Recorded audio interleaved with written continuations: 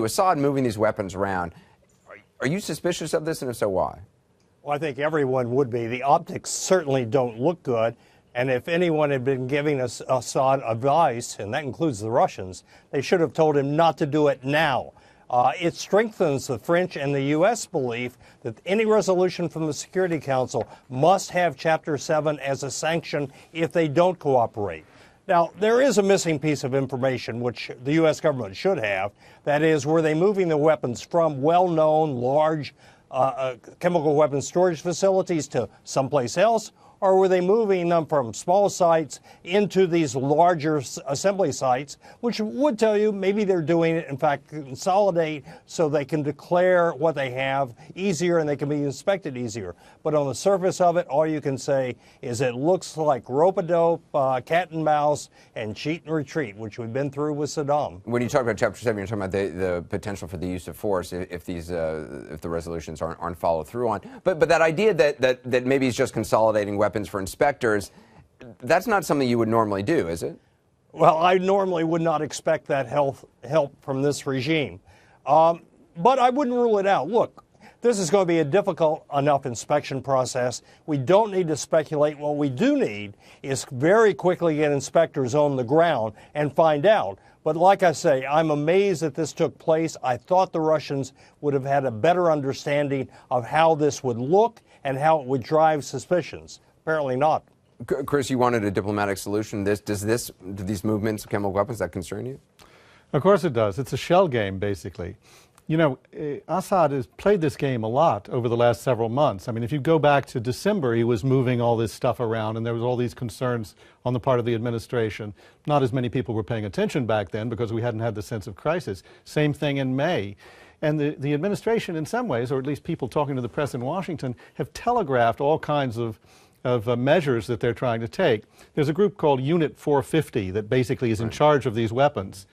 Well, you know, there have been people in Washington saying to our correspondent, for instance, Eli Lake down there, that the U.S. has been trying to recruit the members of Unit 450.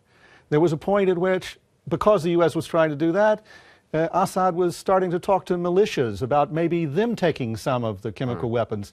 It really is like watching a shell game where you know which side of the nut has a pea under it. Also, I mean, the truth is this is a regime which has just lied repeatedly from the beginning. I mean, besides even before this conflict began, but from the beginning they have been lying and you know, using when Kofi Annan was there, you know, negotiating with him on the one hand and intensifying attacks on Homs on the other hand. Yeah, and I think that is eventually going to work against Assad. If he continues to play that kind of game, he'll find himself in the position that Milosevic was in the Balkans eventually, where nobody trusted anything he said, including when the Russians acted as guarantors for his word.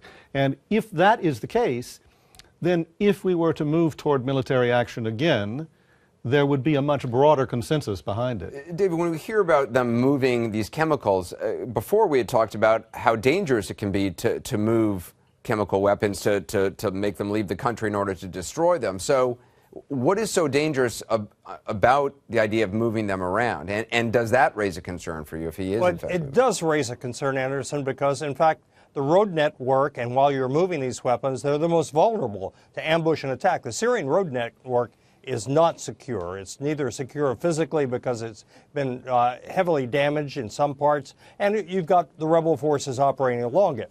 The weapons themselves are also dangerous. It's quite common to have leakers, and all it takes is a truck turning over and you've got a chemical weapons accident on your hands. But aren't they in precursor? I mean, aren't they separate chemicals, and it's only when they're combined together that there's lethality? No, these are the binaries, and that's not all of them. Okay. He's got mustard, which is not a binary, and he's preloaded some of his strategic weapons, everyone thinks. So I don't know what he's moving, and I don't think anyone does. The critical question right now is to find out from where to where. But I agree with Christopher Dickey. Look, the optics of this is horrible. This is a regime that you never use trust and verify. You never use trust in the sentence because he's lied so often. That no one does believe his word. And David, I've heard you say that you believe boots on the ground is inevitable now. I do. Why? I mean, the more you look at the numbers of what you think you have and how long it's going to take you to do it, I don't think you can give security to the inspectors, maintain 24/7 watch around the weapons that whatever number are eventually disclosed by the regime without having a military force of some type on the ground to do this. But Chris, I mean, the idea that they would allow U.S. military personnel in that country, that even if the U.S. would want that. It's a stretch. It depends on how much pressure can be put on Assad by the international community, by the United States. I mean, there were, if you look back to the weapons inspection after '91 in Iraq, which David Kaye was running, there were some amazing showdowns in parking lots where things were being refused. He was insisting. He had the backing of the international community and the potential backing of American military force, but he didn't have troops on the ground. In this case, it might require something like that. Let's hope not, because then the troops will just become targets themselves. Chris Dickey, appreciate it. David Kaye, again, thanks for your expertise.